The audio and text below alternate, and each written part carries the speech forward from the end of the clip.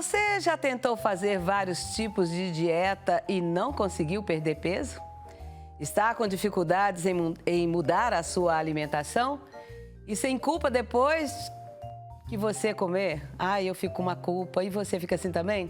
E sobre isso que nós vamos falar hoje, do comportamento alimentar. O comportamento alimentar é um conjunto de ações relacionadas ao alimento, que envolve desde a escolha até a ingestão da comida, bem como tudo a que se relaciona. E para nos esclarecer as dúvidas sobre o assunto, vamos bater um papo com a nutricionista e pesquisadora da Universidade Federal de Catalão, a Graciele Leão. Oi, Graciele, bom dia. Bom dia. Tá tudo Prazer bem? estar aqui, agradeço o convite. Legal, muito obrigada por vir aqui falar um pouquinho com a gente. Então, começa explicando o que é o comportamento alimentar. Justamente, o comportamento alimentar, ele é um conjunto de fatores que não estão relacionados somente com o fato da gente consumir aquele alimento. Não é só porque eu consumi um brigadeiro, né, que é um contexto só do consumo. Quando a gente fala em estudo, né, do comportamento alimentar, a gente precisa identificar quais foram os gatilhos, os fatores que levaram você a consumir aquele alimento. Então, a gente tem falado muito sobre a questão emocional, o quanto as nossas emoções afetam o nosso consumo, a escolha que a gente faz para consumir determinado alimento, e não somente o consumo. Porque a nutrição, quando você vai numa consulta com um nutricionista, não é só você ir lá e prescrever a dieta. É importante que o profissional ele identifique quais são os fatores que levam as pessoas a consumirem aquele alimento, às vezes não aderir a essas dietas. Como você falou, Cleide, a gente tem observado que muitas pessoas, elas tentam fazer dieta, e dietas muito restritivas, às vezes, e não conseguem. Então, qual seria a causa desse insucesso? Por que elas não têm conseguido seguir aquela dieta? Tá certo. Então, uma nutricionista, pelo pouco que você já me disse, uma nutricionista tem que ter um pezinho na psicologia. Sim, sim. É lógico que tem o papel na abordagem interdisciplinar, né? Não estamos aqui querendo substituir os psicólogos de forma alguma. Mas é importante identificar quais são os fatores que levam aquele indivíduo naquele consumo e quais estratégias nutricionais o nutricionista pode trabalhar com esse paciente para que ele não tenha esse consumo. Ele conseguir distinguir fome emocional de fome fisiológica. Entendi. Uma outra pergunta. Quando a pessoa... quando você, como profissional, consegue colocar na cabeça dessa pessoa, fazer com que ela entenda que esse alimento, ele vai lhe dar maior energia, além de emagrecer, vamos supor que a pessoa quer emagrecer, dá energia, dá satisfação, libera alguns hormônios e tudo mais. Para que a pessoa entenda tudo isso e vai passar por um processo, o resultado, qual que é o resultado para essa pessoa? O resultado é a liberdade. Imagino que sim. A liberdade de fazer uma escolha alimentar e ser livre, não ficar preso a uma dieta específica, não ter um sentimento de culpa depois que você consumiu aquele alimento.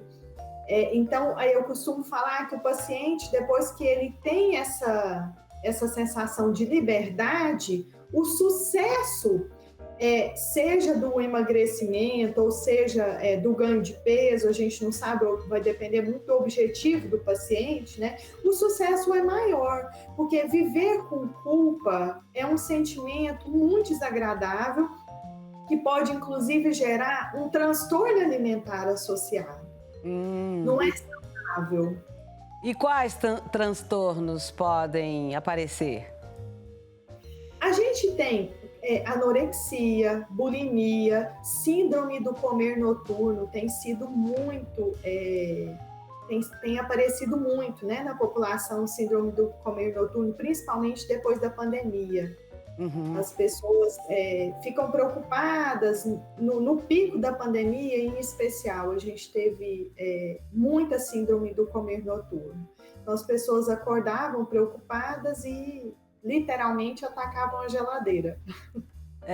Eu fui uma, mas eu quero saber quais são as estratégias que na sua profissão você pode usar para mudar esse comportamento alimentar e colocar a saúde assim nos trilhos. Você pode dar alguma dica?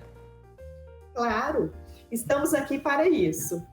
Bom, no primeiro momento é o indivíduo rejeitar aquela mentalidade de dieta. É o que a gente chama de comer intuitivo. E aí, nesse momento, ele precisa saber reconhecer e diferenciar a fome fisiológica e honrar a sua fome. É reconhecer os mecanismos internos ali no corpo que levam ele a sentir fome. Olha, agora eu preciso comer. E distinguir, é fome ou é apenas vontade de comer? Então, a gente trabalha para que o indivíduo consiga reconhecer esses sinais, ter um respeito consigo próprio, porque muitas vezes o indivíduo fica ali no automatismo e o que traz conforto emocional para ele é a comida. E agora eu gostaria de saber também, dentro disso aí que você respondeu, a sede pode às vezes confundir com fome? Porque tem gente que não gosta de tomar água, né? E quer um prazer momentâneo, quer satisfazer aquela sensação de sede com a comida. Sim, é muito comum. As pessoas têm tomado menos água, né, que o recomendado. É lógico que tem a recomendação, ela varia de indivíduo para indivíduo. Mas, em média, a gente deve consumir, no mínimo, 2 litros de água por dia. E nesse período que a gente está, que tem menor umidade do ar, mais ainda a necessidade de consumir água. Doutora, como é que a gente reconhece a fome emocional da fisiológica? A principal estratégia para você reconhecer é você conhecer o seu corpo. É você entender que aquele roncozinho, aquele barulho que dá na sua barriga, no seu estômago, ele é um barulho que está relacionado com o hormônio, que é o momento que é a grelina, né, no caso, que é um hormônio que vai estimular o seu apetite. Mas será que você está conseguindo, por exemplo, distinguir emoção de fome fisiológica? Será que naquele momento que você teve aquele barulho no seu estômago, que você ouviu aquele barulho, será que não foi um contexto emocional que levou você a comer? O que eu vejo muitas pessoas relatarem, né, é muito comum as pessoas relatarem o seguinte, que às vezes estão nervosas e comem, e às vezes comem sem ter uma consciência do comer. E tem uma dificuldade em reconhecer que está cheio. É uma atenção plena com a sua alimentação. Atenção plena que eu digo é escolher um local calmo, isento de barulho, isento de estresse para você fazer as suas refeições, claro, se possível, né? Mas o ideal é que esse ambiente ele seja isento de fatores externos que levam você a alterar o consumo daquele alimento, sentir a fome emocional e não a fome fisiológica. Agora, doutor, o contrário também acontece, né? Porque a pessoa fica nervosa, come demais e fica triste e não come de jeito nenhum. E aí, como é que você tira essa pessoa dessa tristeza para que ela possa se alimentar? Justamente, é isolar o fator emocional, o peso emocional que ela tem em relação à comida, seja para consumir ou não consumir. Então, é importante ela entender que a fome fisiológica é uma fome que é isenta de fatores emocionais. é importante eu comer agora, já tem um tempo que eu estou em jejum, meu corpo está precisando, eu estou com dificuldade de concentração. Bom, já é um sinal de hipoglicemia, né? Preciso comer. Mas é importante você conseguir separar a emoção, a vontade de comer, da fome fisiológica. E sempre se perguntar, é fome ou é vontade de comer ou é vontade de não comer? Entendi. Esse exemplo que você trouxe, né, para ficar mais, né? Claro. Vamos voltar um pouquinho aí, que eu queria fazer uma pergunta em cima disso. Quando você disse do roncar, quando a barriga ronca, aí, na minha cabeça, roncou é fome. Não é tamborim nem reco-reco, não. É fome mesmo. Mas você falou aí de um hormônio, eu nem sabia que tinha esse. A grelina. A grelina. Isso. Grelina é um hormônio que está relacionado com um estímulo do consumo alimentar. É com a fome mesmo. Uhum. Quando a gente tem liberação da grelina, é um hormônio que vai ser liberado principalmente no momento da manhã, no período da manhã, e que ele é necessário para que a gente tenha um consumo alimentar. E tem outros fatores que regulam a liberação desse hormônio também, né? Nós temos aí fatores de sono que alteram a liberação de grelina e leptina. Já a leptina, ela é um hormônio contrário à ação da grelina. A leptina, ela é liberada no momento em que você se sente saciado. Então, eu estou saciado quando você sente aquela, nossa, enchi, é que a grelina está agindo. Mas muitas vezes a gente não tem uma percepção da atuação desses hormônios no nosso corpo, Cleide. Porque a gente fica ali dentro, naquele automatismo emocional, naquela agilidade, naquela pressa, naquela ansiedade e angústia, e a comida é o que te dá prazer momentâneo.